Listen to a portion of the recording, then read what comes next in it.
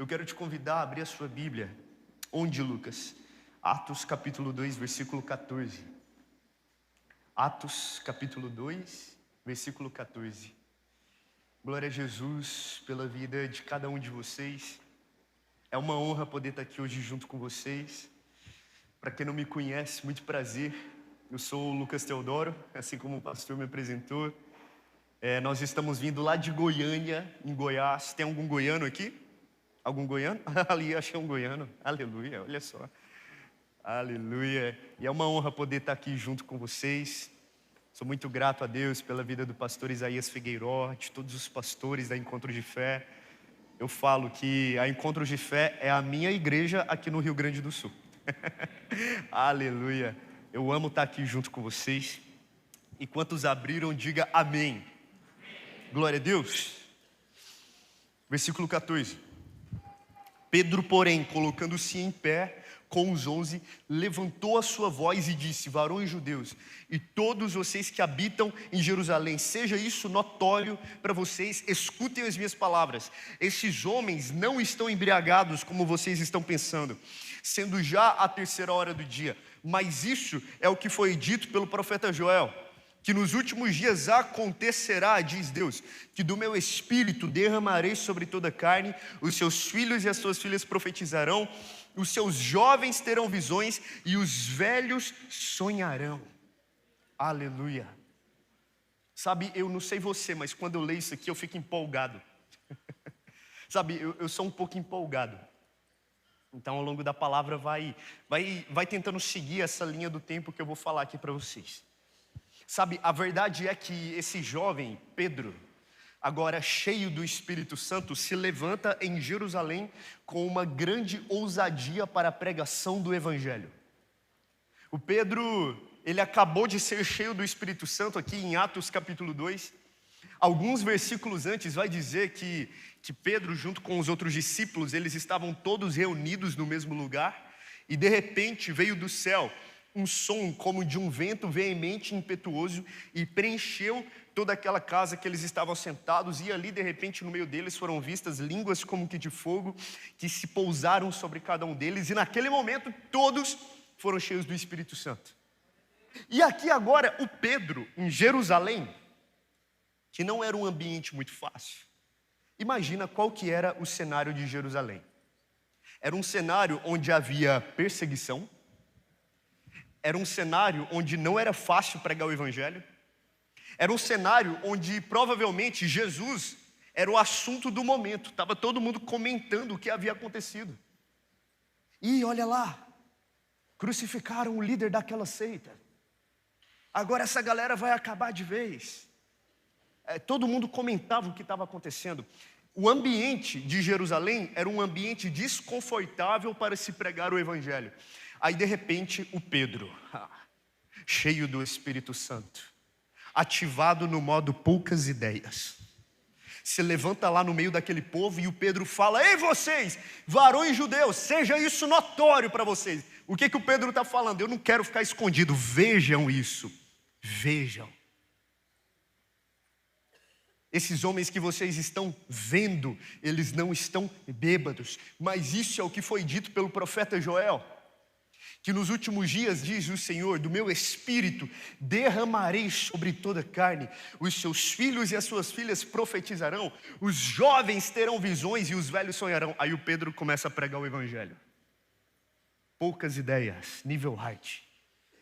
Pregando o Evangelho, e naquele dia, quase 3.000 almas se convertem, em apenas um dia.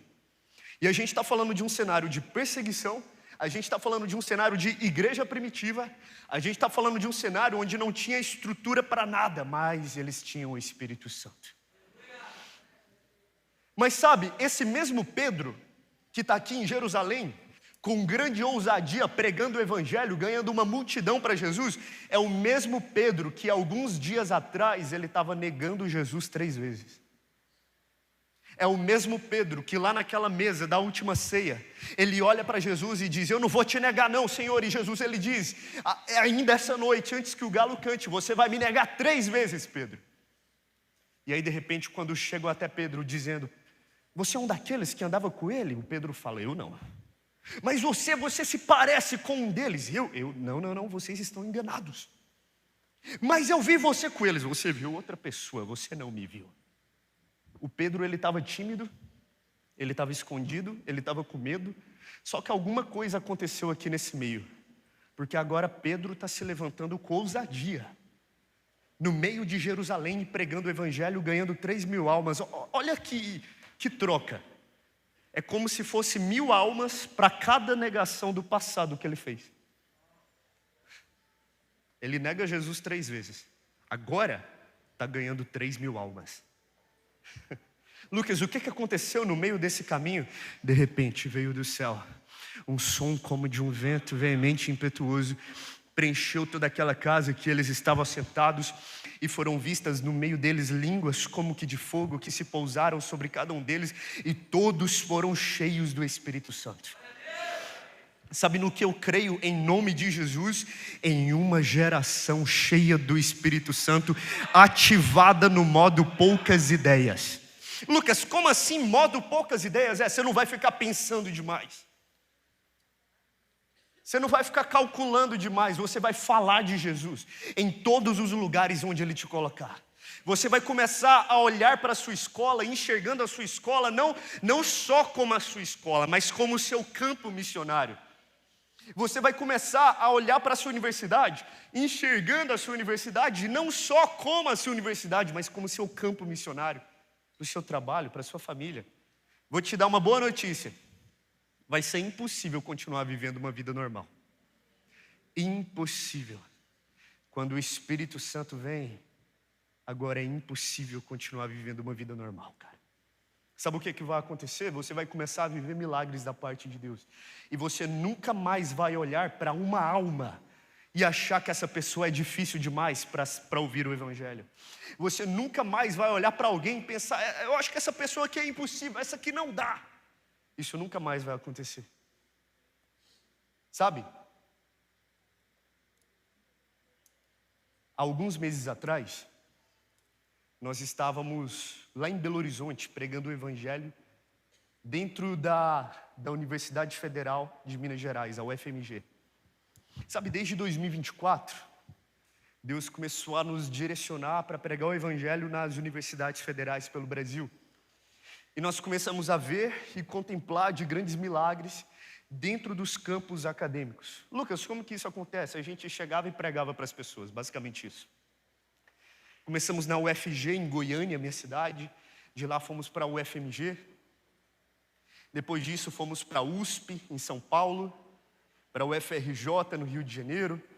Quando chegamos na UNB, em Brasília, vivemos um grande milagre. Aqueles cultos começaram a crescer dentro do campus, e a galera começou a ficar um pouco assustada com isso. De repente, reuniões que eram 50 foram para 100, 500 pessoas, 1.000 pessoas dentro do campus. Subimos lá para Belém, no Pará, 3.000 jovens no meio do campus. E eu naquela, meu Deus, o que está acontecendo aqui? O que é isso? E o Espírito Santo ministrava no meu coração, existe uma geração com fome de mim. Existe uma geração com sede, não esconda a água. E aí nós começamos a entrar nas universidades. Viemos aqui para o Rio Grande do Sul, a gente tentou fazer um culto na URGS, não deixaram. Tinha alguém aqui que estava lá com a gente? Alguém aqui estava lá? Aquele dia? Ali, tinha uma galera que estava lá. Foi o culto na rotatória. Não deixaram a gente fazer o culto dentro do campus, a gente foi para a rotatória em frente ao campus. Aleluia. Só que aí, quando nós estávamos novamente na UFMG, lá em Belo Horizonte, naquele dia a universidade proibiu a gente de usar o som. Vocês não vão usar o som, não pode. Aí eu, pronto, Deus, e agora? E a galera foi chegando. Naquele dia chegaram lá na UFMG em torno de 1.500 jovens. E eles não deixaram usar o som. E eu pensei, Senhor, nós dependemos unicamente de um milagre do Senhor. Aí eu lembro que eu ativei o modo megafone com a minha mão. E eu gritava pregando o Evangelho. E eu gritava alto e eu falava assim, vocês estão me ouvindo? Quem está me ouvindo, levanta a mão. E o povo levantava. Eu pensei, eu acho que eles estão me ouvindo. Ou é efeito manada, eles achou que era para levantar a mão, glorificando a Deus. Só sei que eu comecei a pregar o evangelho lá e eu pensei naquela dificuldade, a voz quase acabando. E aí, de repente, eu lembro que teve um momento lá no meio daquela multidão que eu estava em êxtase, assim, olhando para aquele povo e pensando, Deus, o que está acontecendo? De onde veio esse povo? O que é isso que está acontecendo aqui dentro do campus? Nós não esperávamos que isso aqui iria acontecer. Só que aí, de repente, nesse momento, eu vi se aproximando uma galera meio diferente. Automaticamente na minha mente eu pensei, a galera quer causar problema aqui. Uma galera com umas camisetas de movimentos políticos e tudo mais. Geralmente o pessoal confunde muito isso em universidade. Eu pensei, pronto, eles vieram aqui, vai rolar alguma coisa, algum problema aqui. Aí eu pensei, pronto, eu vou fazer logo o apelo, porque pelo menos a galera vem e entrega a vida para Jesus. Aleluia. Aí eu disse, você que está aqui, e você está arrependido, e hoje você quer entregar a sua vida para Jesus, corre aqui que eu vou orar por vocês. E aquela multidão veio. Eles vieram correndo, se ajoelhavam, deixavam a mochila de lado e entregavam a vida para Jesus. Se ajoelhavam, entregavam a vida para Jesus. E nós fomos orando por ele. A gente não tinha equipe, sabe? Era eu e mais uns 5. Loucura. E a gente orando por eles, e eu pensando, cara, eu acho que daqui a pouquinho eu vou apanhar daquela galera ali. O pessoal está crescendo ali do lado, tá virando um montinho ali, eles estão olhando, reparando a gente. E eu orando. Aí quando eu vejo, tá aqui, ajoelhado, bem na minha frente, um daqueles caras que estava lá com aquele grupinho. Tá de joelhos aqui no chão. O cigarro dele ele apagou em respeito, deixou assim no chão. E o cara estava chorando. Aí eu olhei para ele e pensei, Deus está fazendo algo aqui. Eu tive a alegria de olhar para ele e eu disse, ei, o que aconteceu, cara? Aí ele me falou assim, do jeitão dele, né? Ele falou, eu estou sentindo uma brisa aqui, cara. Ele falou desse jeito, é uma brisa? O que é uma brisa? Ele, olha aqui, meu irmão, eu estou arrepiado. Eu falei, uau, me conta mais sobre essa brisa aí. Aí ele falou assim, vocês têm uma vibe diferente. Eu, me conta mais, cara, o que você sentiu? Ele disse, eu cheguei com a galera ali, porque você sabe, né, meu irmão, que essa parada que vocês estão fazendo repercutiu aqui na universidade, eu sei. E a gente veio aqui para investigar vocês, para colher dados. Eu falei, Aí ele me mostrou um caderninho dele. Ele falou, só que eu comecei a anotar tudo que vocês falavam. Essa parada mexeu comigo, meu irmão. Aí ele começou a chorar de novo. Essa parada mexeu comigo, meu irmão. Eu falei, meu amigo, isso é o Espírito Santo. Deixa eu te dizer algo, tu nunca vai sentir isso usando droga, cara. Tu nunca vai sentir isso em nenhum outro lugar, nunca. Apenas aos pés de Jesus. Esse é o lugar mais alto que você pode estar. Lucas, o que você quer me dizer com isso? Existe uma geração com fome de Deus. E nós perdemos tempo acomodados, vivendo uma vida normal, deixando de pregar o evangelho.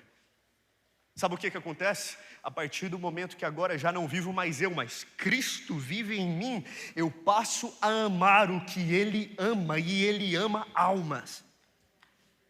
A partir do momento que agora já não vivo mais eu, mas Cristo vive em mim, eu não passo a pensar mais como o homem pensa, mas como Deus pensa.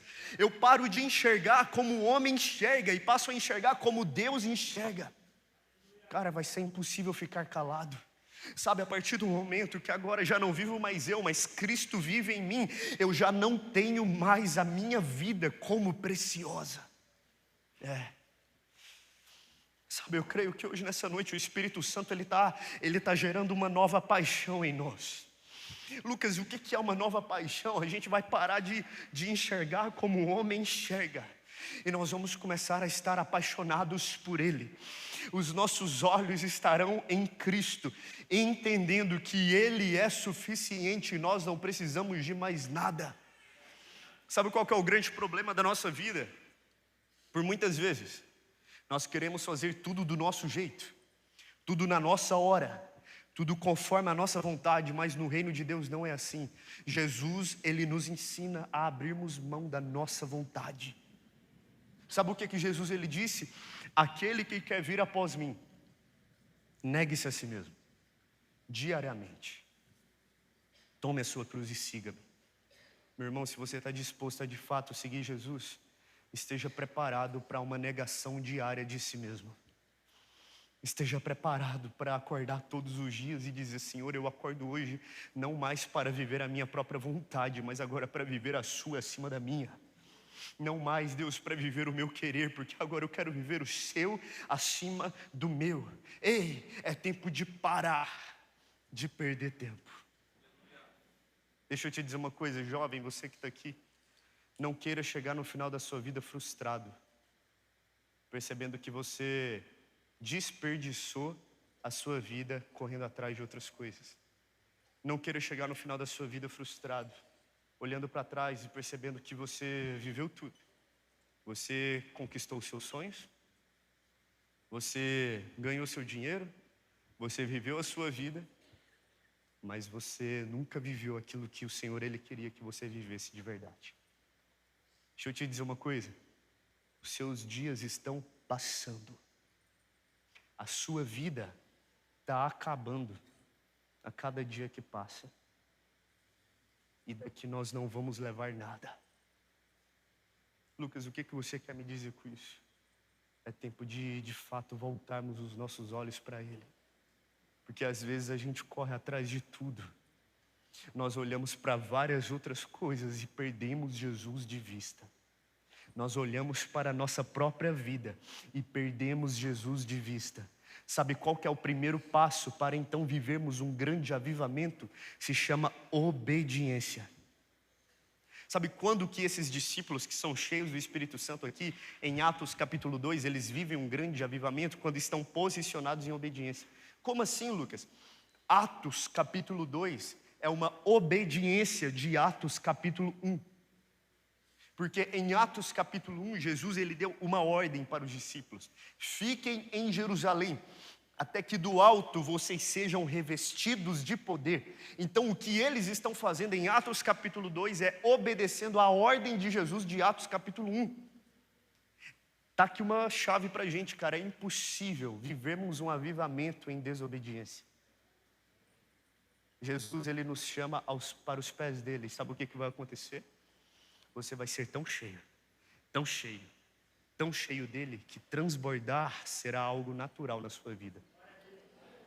Você vai ser tão cheio, tão cheio, tão cheio dele, que por onde você passar vai ser natural, você vai falar de Jesus. Sabe quando você gosta muito de algo e você só sabe falar sobre aquilo? Assim é com Jesus. Quanto mais estamos cheios dele e vazios de nós mesmos, o assunto do nosso meio vai mudar. As nossas falas vão mudar. Os nossos sonhos vão mudar. Você não vai sonhar mais os seus sonhos, você vai sonhar os sonhos de Deus. Sabe, os ambientes vai mudar. A forma como você se porta vai mudar. Sabe o que vai acontecer? Agora que já não vive mais você, mas Cristo vive em você, tu vai passar a amar o seu próximo. Lucas, amar o meu próximo? É. Lucas, até aquela pessoa que não gosta de mim? É. Lucas, até aquela pessoa que fez mal para mim? É. Lucas, e quando pisarem no meu pé? E quando me baterem uma face, você vai oferecer a outra? É, Lucas, é. Isso é um fruto de alguém cheio do Espírito Santo. Sabe no que eu creio? Eu creio que hoje é uma noite de encontro. Como assim, Lucas? Uma noite de encontro. Porque depois que você se encontrar com Ele, vai ser impossível continuar vivendo uma vida normal. Sabe, esse mesmo Pedro que está aqui pregando o Evangelho com grande ousadia, é o mesmo Pedro que ele terminou a vida dele sendo um mártir. Ele morreu pela causa do Evangelho. Sabe, por muitas vezes nós temos uma ideia errada de sucesso ministerial. Às vezes a gente pensa que eu ter sucesso no ministério é se eu ficar muito famoso, é se eu lotar muitos estádios, é se eu fizer muitas coisas. Ei, esse não é só o padrão bíblico de sucesso ministerial. Sucesso ministerial é a forma como você vai terminar. Sabe, se a gente fosse seguir por essa lógica, a gente iria dizer que o apóstolo Paulo, ele terminou o ministério dele fracassado. Por quê? Porque ele termina a vida dele preso, sozinho, velho, numa cela fria, abandonado. Mas ele termina a vida dele dizendo: eu combati o bom combate, eu completei a carreira, eu guardei a minha fé, eu fui fiel até o fim. Cara, eu creio que Deus está levantando aqui nesse tempo, em nome de Jesus, uma geração tão apaixonada por Ele, que nós seremos fiéis até o fim. Por mais que isso custe a nossa morte. Lucas, a minha morte? Será que nós estamos dispostos a dizer: Senhor, a minha vida para mim já não é mais preciosa, precioso para mim é Cristo. O Senhor é a minha preciosidade, eu já não preciso de mais nada. Sabe qual que é a nossa boa notícia? A nossa boa notícia é que Cristo é suficiente e nós não precisamos de mais nada. E quando nós entendemos isso, tudo se faz novo. Sabe, às vezes a gente esquece da cruz. Às vezes nós perdemos os olhos de Jesus. Nós vamos vivendo os nossos dias como se nada tivesse acontecido.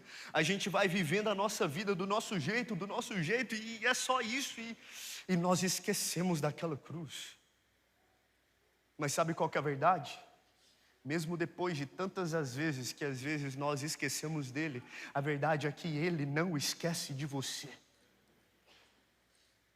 Aquela cruz foi e continua sendo por amor a você. Aquela cruz foi e continua sendo por amor a todos nós. Sabe, ele é sim o bom pastor, que deu a vida por amor às ovelhas. Por amor a cada um de nós, ele suou sangue. Aqueles homens jogaram Jesus no chão.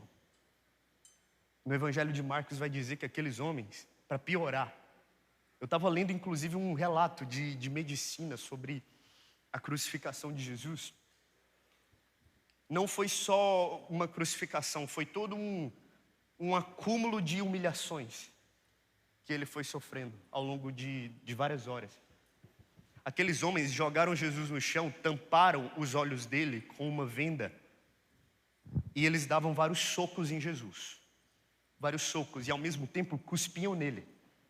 E quando eles batiam em Jesus, eles diziam: vai Jesus, adivinha quem te acertou? Pá, batiam nele. Adivinha agora quem te acertou, Jesus? Pá, batiam nele. Adivinha agora? Pá, batiam nele. É provável que só naquele momento inicial, provavelmente ele teve a face dele desfigurada com tanto sangue. A angústia dele foi tanta que ele suava sangue. Aqueles chicotes rasgavam a carne dele. Para piorar, colocaram sobre Jesus um manto de púrpura. Eu imagino que você deve imaginar que isso doeu muito. Era como se fosse várias facadas entrando no corpo dele ao mesmo tempo.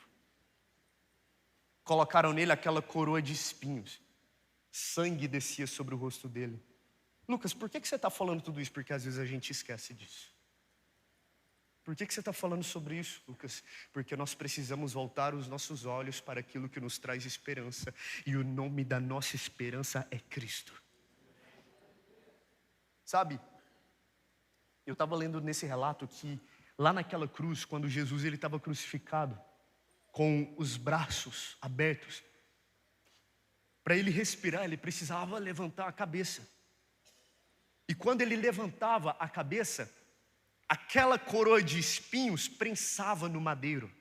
E aqueles espinhos se cravavam ainda mais sobre a cabeça de Jesus. Imagina a dor que ele sofreu. Foi por amor a você. Porque ele te viu e decidiu te amar.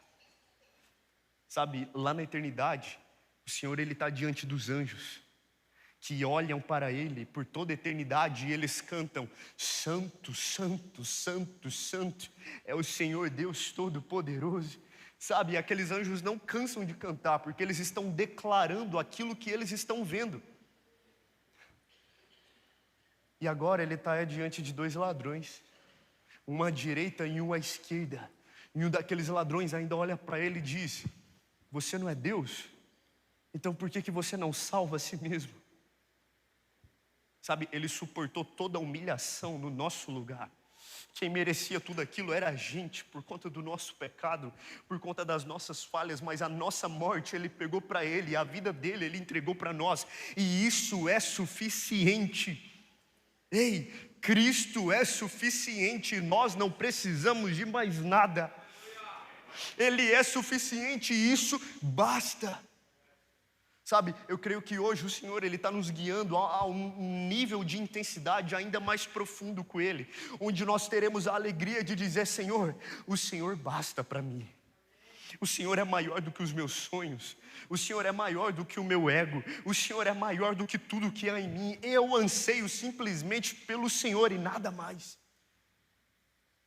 Sabe, lá naquela cruz, Jesus ele deu um último suspiro. Sabe, a dor dele não foi só uma dor física, foi uma dor espiritual, porque ele estava levando sobre ele o peso que era nosso. Sabe, hoje eu vim aqui te trazer uma boa notícia: o preço já foi pago. Hoje eu vim aqui te trazer uma boa notícia: a nossa dor ele levou sobre ele. A sua rejeição, Cristo levou sobre ele. Os seus problemas, ele já levou sobre ele. E quando nós entendemos isso de verdade, e nós entendemos que agora nós temos a oportunidade de então receber o Espírito Santo, cara, não dá mais para viver uma vida normal. Eu vou precisar falar dele para todo mundo que eu ver na minha frente. Eu não vou conseguir viver uma vida normal mais. A partir do momento que eu entendi, cara, quem é Cristo e a suficiência dele em mim, eu já não preciso de mais nada. Eu não estou nem aí do que vão pensar de mim. Eu só preciso falar dele. Porque esse mesmo amor que me encontrou precisa encontrar outras pessoas.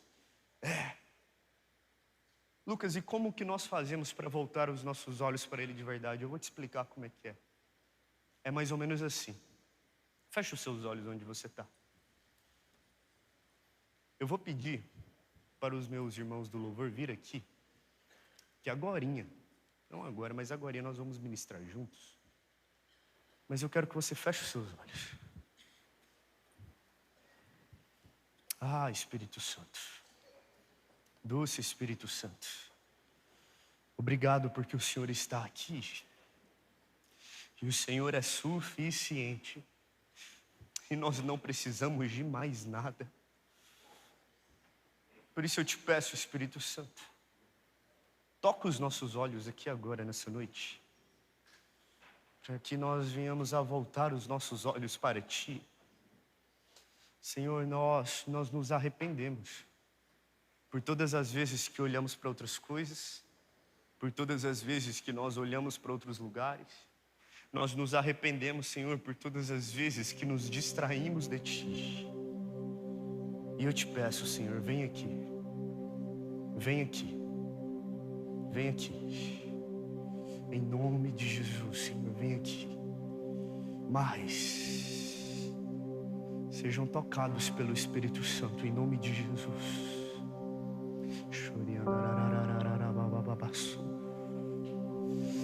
Sejam visitados por Ele. O Senhor, Ele está passeando sobre esse templo, sobre essa igreja. E a verdade é que na nossa vida com Deus tudo é uma decisão. É uma decisão sua de voltar os olhos para Ele. É uma decisão nossa, de se arrepender e dizer: Senhor, eis-me aqui. Eu me arrependo por todas as vezes que eu te perdi de vista. Eu me arrependo por todas as vezes que eu olhei mais para a minha vida e eu tive ela como preciosa. Eu me arrependo, Senhor. Ah, Senhor, nós queremos viver aquilo que aqueles discípulos viveram. Que intensidade foi essa que tocou eles ao ponto deles morrerem por essa causa? Que intensidade foi essa? Nos toque aqui, Senhor. Eu te peço, Senhor, vem aqui.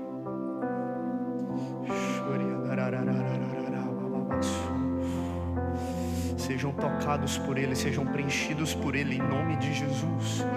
E quando o Espírito Santo vem, Ele vem com uma convicção de arrependimento. Esse é o tempo de se arrepender na presença dEle e dizer: eis-me aqui, Senhor. Eu volto hoje os meus olhos para a cruz. Eu não quero mais te perder de vista. Eu não quero mais te abandonar. Eu não quero te perder, Senhor. Eu quero me entregar por inteiro a Ti. Eu quero ser como Maria, assentada aos Teus pés, te olhando e te vendo e te ouvindo e te obedecendo. Ah, Senhor, eu não quero ser como Marta e me cansar fazendo um monte de coisas e te perdendo de vista, fazendo um monte de coisas e não te vendo. Eu não quero ser como a Marta, que até tinha uma intenção boa, mas tinha a intenção boa no lugar errado. Ah, Senhor, eu quero ser como aqueles discípulos em Atos capítulo 2, que foram cheios, revestidos de poder, revestidos de ousadia para a pregação do Evangelho. Ei, esse é o tempo de voltar os olhos para Ele. Sabe? Vai olhando para isso. Fecha os seus olhos e desenha isso na sua mente. Lá naquela cruz, no momento que Ele deu aquele último suspiro, ali estava a nossa esperança. Essa é a nossa boa notícia. Mas calma, eu vou te contar como que ela aconteceu. Porque talvez você já ouviu falar disso muitas vezes. Só que talvez você não parou para viver isso de verdade. Lá naquela cruz Ele deu um último suspiro e Ele disse assim: está consumado. Está consumado. Naquele momento o céu escureceu, terremotos começaram a acontecer por toda parte. Desceram Ele lá daquela cruz e todos reconheceram que sim, Ele é o Filho de Deus. Todos se entristeciam com o que havia acontecido, dizendo: aonde está a nossa esperança? Crucificaram a nossa esperança. Sim, Ele é Filho de Deus, mas e agora? Crucificaram a nossa esperança. E isso aconteceu na sexta. E o sábado foi um dia de muito silêncio. Nós não temos registros do que aconteceu no sábado. Foi um silêncio. Todos tentando entender o que aconteceu. Mas sabe o que aconteceu? E sabe onde que está a nossa esperança? A nossa esperança está em que no domingo pela manhã, aleluia, algumas mulheres foram até aquele túmulo. E quando elas chegaram lá, aquela pedra estava removida. Aleluia, Jesus. Sabe qual que é a nossa esperança? A nossa esperança é que a morte não foi capaz de detê-lo, porque no terceiro dia Ele ressuscitou. Sabe qual que é a verdade? A verdade é que nós não cremos em um Deus que está morto. Nós cremos em um Cristo vivo. E se isso não muda nada na nossa vida, tem algo de errado. Nós cremos em um Cristo vivo, e essa é a nossa esperança. E hoje esse mesmo Espírito é o mesmo Espírito que te enche hoje. É o mesmo Espírito que muda tudo em você hoje. É o mesmo Espírito que fala com você hoje. Eu não sei do seu passado, mas Cristo sabe. Sabe, eu não sei da sua vida, mas Ele sabe. Eu não sei dos seus problemas, não sei das suas rejeições, mas Ele sabe. E Ele diz: ei, mesmo quando você achou que você estava sozinho, na verdade você não estava, eu estava te vendo. Era você que não me via.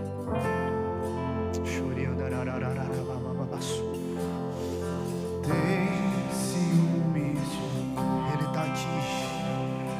o seu amor é como um furacão, e eu me rendo ao vento de sua misericórdia. Obrigado, Jesus.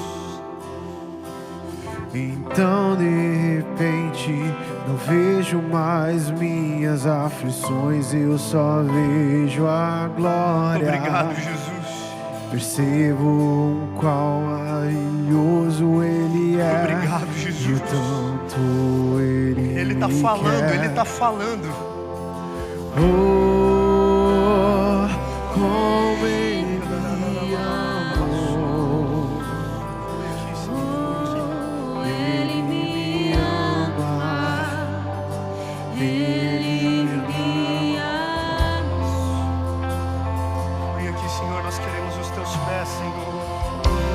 Oh, Ele me ama. Ele está aqui, Ele está aqui.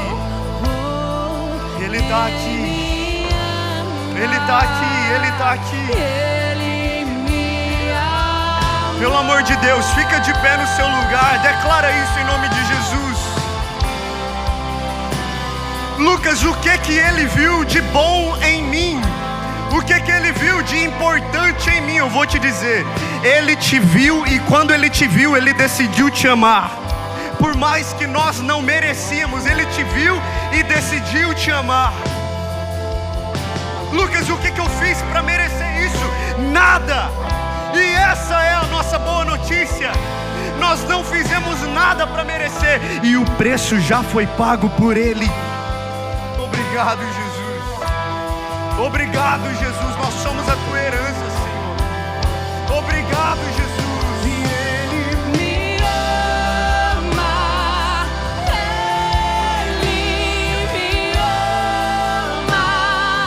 Ele me ama.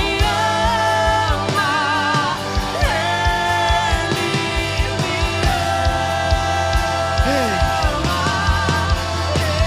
me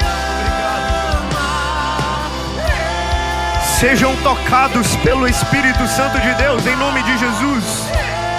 Sejam cheios do Espírito Santo de Deus, em nome de Jesus. Sejam visitados por Ele agora, em nome de Jesus. Obrigado, Jesus.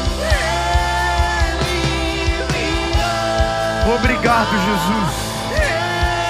O Senhor é suficiente, Jesus. O Senhor é suficiente, suficiente.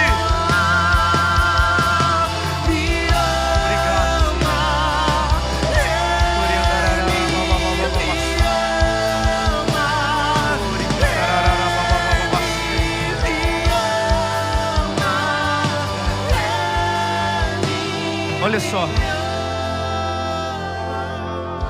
eu quero muito orar por vocês. Quero muito orar por vocês. O Espírito Santo de Deus está aqui. Não perca a nuvem. Não perca a nuvem daquilo que o Senhor está fazendo nesses dias. Lucas, como assim não perder a nuvem? Um dia, o povo de Israel, eles estavam no deserto, diante do Monte Sinai, e a glória de Deus estava lá. Deus quis se revelar ao povo e mandou Moisés dizer para o povo se santificarem, e assim o povo fez.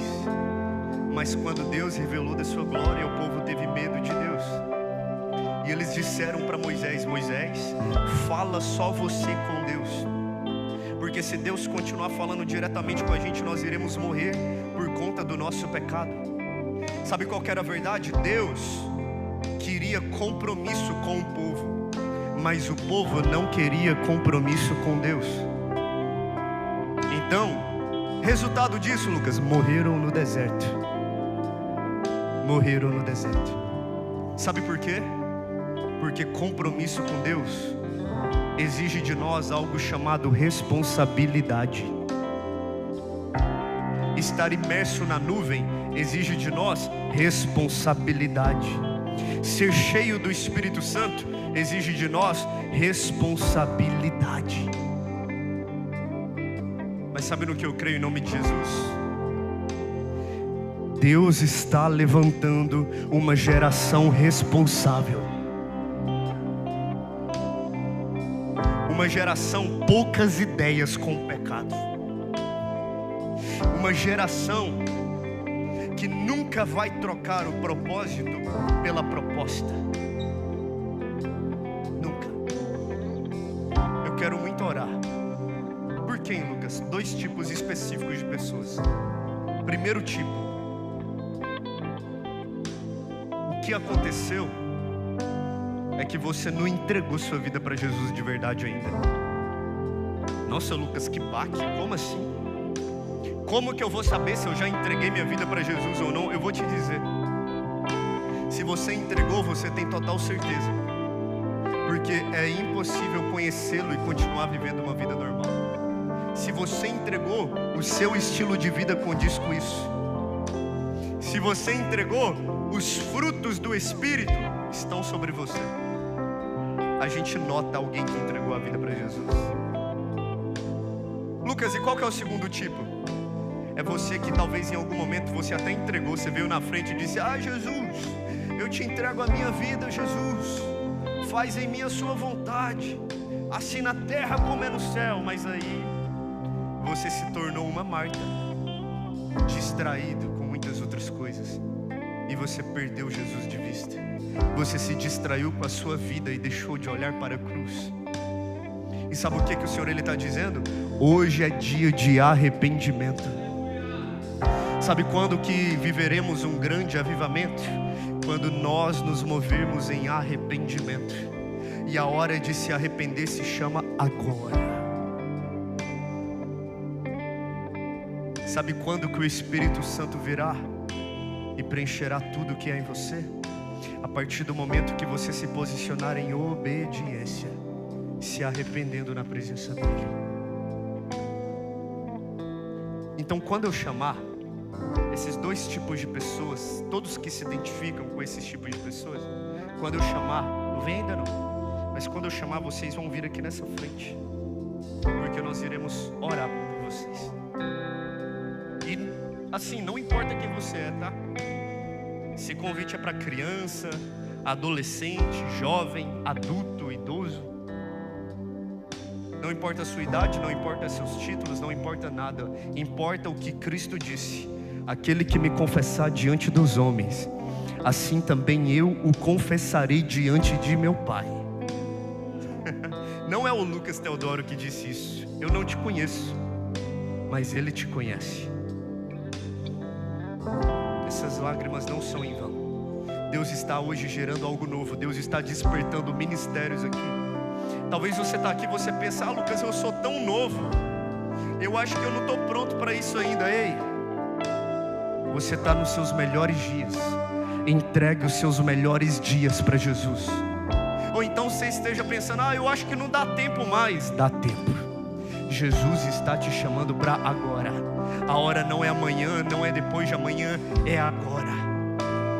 É hoje. Eu não sei quem você é, eu não sei de onde você veio, eu não sei da sua história, eu não sei como você chegou até aqui, mas Jesus está te chamando para agora.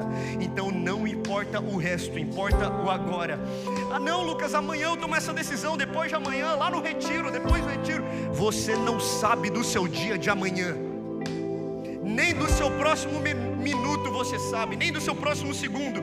Quem dirá do dia de amanhã? A oportunidade que Jesus está te dando é para agora. E sabe no que eu creio? Eu creio que talvez vão se passar anos, talvez 1, 5, 10 anos, se Jesus não voltar antes. Você nunca mais vai esquecer desse dia de hoje que Jesus te encontrou. E quando Ele te encontra, a verdade é que Ele faz tudo novo, tudo novo. Em nome de Jesus, a hora de se arrepender é agora.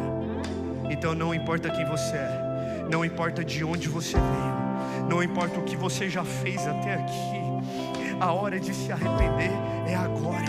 Então, para todos, pelo amor de Deus, se essa mensagem fez sentido para você e você está disposto a isso de verdade, em nome de Jesus, saia todos do lugar onde vocês estiverem, venham aqui nessa frente que nós vamos orar por vocês.